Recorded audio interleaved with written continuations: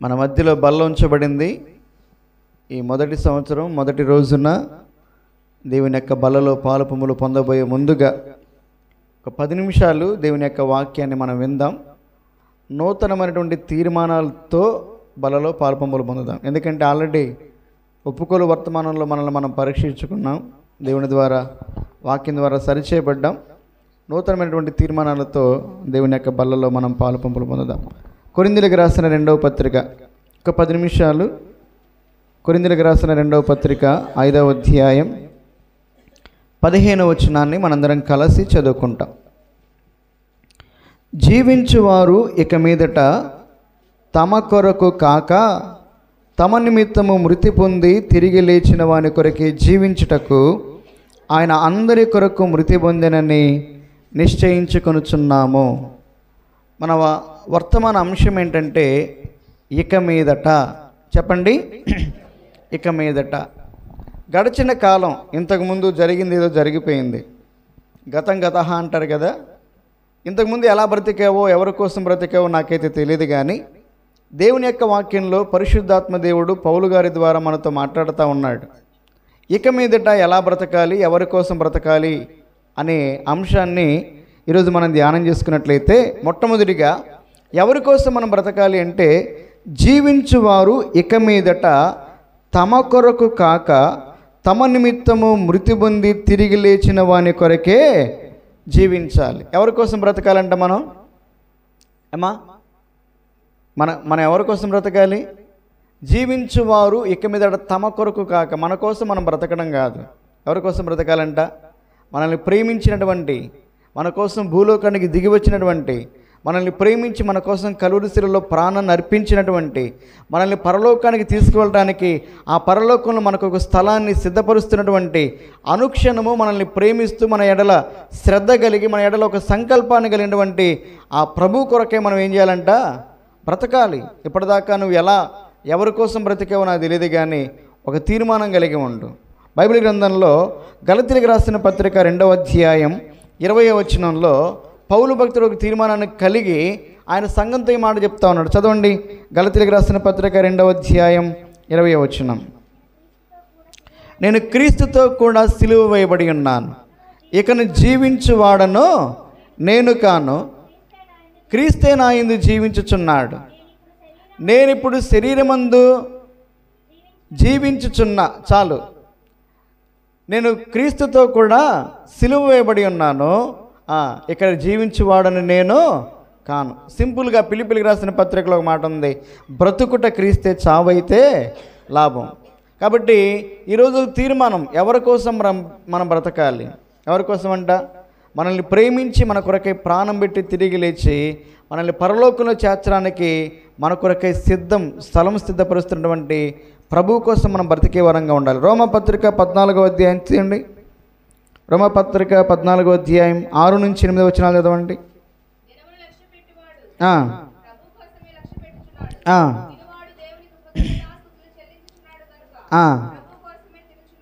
ప్రభు కోసమే తినుచున్నాడు.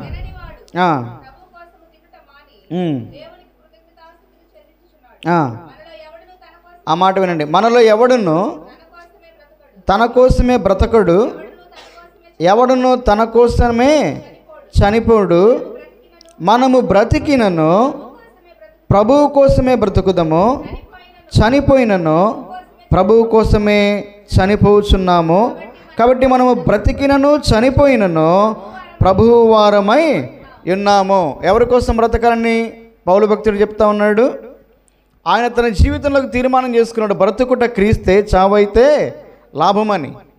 అలాగే జీవించు వారు ఇక మీద తమ కొరకు కాక తమను ప్రేమించి వారి కోసం ప్రాణం పెట్టిన ప్రభువు కోసమే బ్రతకాలి. ఇక మీదట ఎవరి కోసం బ్రతకాలి అంటే మన ప్రభువు కోసమే మనము బ్రతకాలి. ఇప్పటిదాకా నీ వయసు ఎంతో నాకు తెలియదు. నీ వయసు ఇప్పటిదాకా నీ కోసమే బ్రతుకుంటావు. ఈ మిగిలిన కొద్ది కాలమైన ప్రభు కోసం బ్రతకడానికి తీర్మానం చేసుకో. రెండవదిగా చూడండి, రోమపత్రిక 6వ అధ్యాయం 6వ వచనం. రోమపత్రిక 6వ అధ్యాయం 6వ వచనం. ఏమనగా, మనము ఇకను పాపమునకు దాసులము కాకుండాటకు. చాలు ఇంకా ఇక మీదట మరలా పాపానికి దాసులముగా ఉండకూడదు. అర్థమైందా? ఇంతకుముందు నువ్వు పాపానికి దాసుడుగా దాసురాలుగా ఉన్నావేమో, నీ దురాశల చేత నువ్వు ఎటుపడితే అటు నడిపించబడ్డావేమో.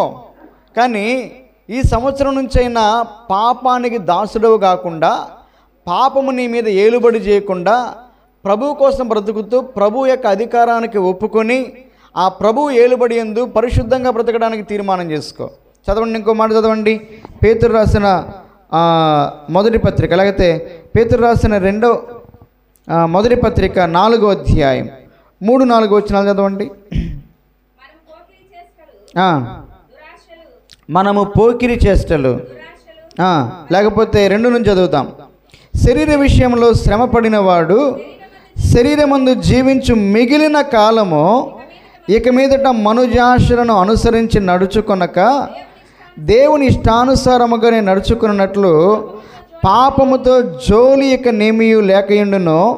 మనము పోకిరి చేష్టలు, దురాశలు, మద్యపానము, అల్లరితో కూడిన ఆటపాటలు, త్రాగుబోతుల విందులు, చేయదగిన విగ్రహ పూజలు మొదలైన వాటి యందు నడుచుకొనుచు అన్యజనుల ఇష్టము నెరవేర్చుచున్నట్టుకు గతించిన కాలమే చాలును. అక్కడ రాయబడిన మాట ఏంటంటే, ఇక మీదట మనుజాశలను అనుసరించి నడుచుకొనక దేవునికి ఇష్టానుసారముగా నడుచుకోవాలి. ఎలా నడుచుకోవాలంట? దేవునికి ఇష్టానుసారంగా నడుచుకోవాలంటే పాపము మన మీద ఏలుబడి చేయకుండా, పాపానికి దాసులము కాకుండా దేవునికి ఇష్టంగా బ్రతకాలి. అక్కడ రాయబడిన మాట ఏంటంటే, మిగిలిన కాలము ఇక మీదట అన్నాడు. ఇప్పటిదాకా చాలా కాలం మనం వ్యర్థం చేస్తాం, కానీ ఈ మిగిలిన కొద్ది కాలమైన ఎవరి కోసం బ్రతకాలంట? ప్రభు కోసం బ్రతకాలి. రెండవదికి ఎలా బ్రతకాలంటే పరిశుద్ధంగా దేవునికి ఇష్టంగా బ్రతకాలి. అర్థమైందా? కాబట్టి ఎఫెసీయులకు రాసిన పత్రిక 4వ అధ్యాయం 17వ వచనంలో అక్కడేముందంటే, అన్యజనులు నడుచుకున్నట్లు ఇక మీదట మీరు నడుచుకోవద్దన్నాడు. అన్యజనులు ఏం చేస్తూ ఉన్నారంటే ఆచారాలు, వారి యొక్క పద్ధతులు వారు పాటిస్తూ ఉన్నారు. ఒకవేళ ఇంతకుముందు నువ్వు అలా పాటించావేమో, అవి దేవునికి ఇష్టమైనవి కావు. కాబట్టి పరిశుద్ధంగా బ్రతకాలి, దేవుని యొక్క వాక్యానుసారంగా బ్రతకాలి. అలా తీర్మానం చేసుకోవాలి. అర్థమైందా? జీవించు వారు ఎవరి కోసం జీవించాలంట? ప్రభు కోసం జీవించాలి. ఎలా జీవించాలి? ఆయనకి ఇష్టంగా, పరిశుద్ధంగా, వాక్యానుసారంగా జీవించాలి. 3వదిగా చూడండి, ఎఫెసీయులకు రాసిన పత్రిక 4వ అధ్యాయం 14వ వచనం. అందువలన మనం ఇక మీదట పసిపిల్లలమయ్యుండి, చాలు. ఇంకా 3వదిగా పసిపిల్లలంగా ఉండకూడదు. ఇక మీదట ఎలా ఉండకూడదంట? మన పిల్లలు పుట్టిన దగ్గర నుంచి 10 ఏళ్ళ వయసు వచ్చిన దాకా వాడు నడవకుండా, పాక్కుండా, పాలు తాగుతూనే ఉంటే మనకు సంతోషమేనా? వాడు ఏం చేయబడాలంట? కాలాన్ని బట్టి వాడు మానసికంగా, శారీరకంగా ఎదగాలి. అర్థమైందా? వాడు ఎదగకపోతే వాడు ఏమున్నట్టు? జబ్బు ఉన్నట్టు. అవునా కదా? ఎదగకపోతే లోకం ఏం చేస్తుంది? ఎగతాళి చేస్తుంది. అవునా కదా? ఎదగకపోతే తల్లిదండ్రులకి ఏంటి? దుఃఖం. అలాగే రక్షించబడినటువంటి మనము వాక్య విషయంలో ఎదగాలి, ఆత్మీయంగా ఎదగాలి, పరిచర్యలో ఎదగాలి, విశ్వాసంలో ఎదగాలి, ప్రార్థనలో ఎదగాలి, ప్రేమలో ఎదగాలి. అర్థమైందా? రక్షించబడినటువంటి నాటి నుంచి నేటి వరకు నీకు కనీసం వాక్యం రాకుండా, ప్రార్థన రాకుండా, ఆరాధన రాకుండా, నీవు వాక్యాన్ని నేర్చుకోకుండా అంతే ఉన్నావు అనుకో, ఆత్మీయంగా నువ్వు ఎదుగు బొదుగులేనటువంటి జీవితాన్ని కలిగి ఉన్నావు. మన దియ్యా ప్రసాదరావు గారి పాట ఒకటి ఉంది, ఎదుగు బొదుగులేని జీవితం అని. నేను నేర్పిస్తా ఈ రేపు ఆదివారం. అర్థమైందా? అంటే ఆత్మీయంగా మనం ఎలా ఉండాలంట? ఎదిగేవారం. ఇక మీదట మనం పసిపిల్లలమై ఉండకూడదంటే అర్థం ఏంటంటే ఆత్మీయంగా మనము ఎదగాలంటే మొట్టమొదటిగా ఏం చేయాలి? పేతురు రాసిన మొదటి పత్రిక 2వ అధ్యాయం 1-2 వచనాల్లో ఈ వాక్యమైనటువంటి పాలన ప్రతిరోజు, కాబట్టి ప్రతిరోజు వాక్యం చదవటం, వాక్యం ధ్యానం చేయటం ఈ రోజు నుంచైనా ప్రారంభించండి. వాక్యం వినటం ప్రారంభించండి, ప్రార్థన చేసుకోవడం ప్రారంభించండి. ఆత్మీయంగా ఎదగాలి, విశ్వాసంలో ఎదగాలి, ప్రార్థనలు ఎదగాలి, పరిచర్యలు ఎదగాలి. 4వదిగా చూడండి, రోమపత్రిక 14వ అధ్యాయం 13వ వచనం. ఒకనికొకడు తీర్పు తీర్చకుందాము కాగా మనం ఇక మీదట ఒకరికొకడు ఇక మీదట తీర్పు తీర్చకుండా ఉందామంటే అర్థం ఏంటంటే, ప్రతి ఒక్కళ్ళకి ఒక అలవాటు ఉంటుంది. ఏంటంటే ఎదుటివారిని విమర్శించే అలవాటు, ఎదుటివారికి తీర్పు తీర్చే అలవాటు, ఎదుటివారిలో లోపాలని, ఎదుటివారిలో తప్పుల్ని, ఎదుటివారిలో పొరపాట్లు వెతికే అలవాటు మనకు ఉంటుంది. అలా ఎప్పుడు ఎదుటి వారిలో లోపాలను వెతుకుతూ ఉంటే వారిని మనం ఎప్పుడు ప్రేమించలేం. యేసుప్రభు ఏం నేర్పించాడంటే నిన్ను వలె నీ పొరుగు వారిని ప్రేమించమన్నాడు. విమర్శించడం తప్పు కాదు, అయితే విమర్శ ఎలాగుండాలంటే వారు సరి చేసుకునే విధంగా ఉండాలి. అర్థమైందా? విమర్శ ఎక్కడ చేయాలంటే వాళ్ళ ఎదురుగానే వారిని విమర్శ చేయాలి. అర్థమైందా? కాబట్టి తీర్పు తీర్చకూడదు. మనం ఇక మీదట మనం తీర్పు తీర్చకూడదు, ఎవరికి తీర్పు తీర్చకూడదు, ఎవరిని విమర్శించకూడదు. అవసరమైతే వారి కోసం ప్రార్థన చేయాలి, వారిని ప్రేమతో మరలా దేవుని దగ్గరికి నడిపించాలి. చివరిగా చూడండి, తిమోతికి రాసిన 2వ పత్రిక 4వ అధ్యాయం 8వ వచనం.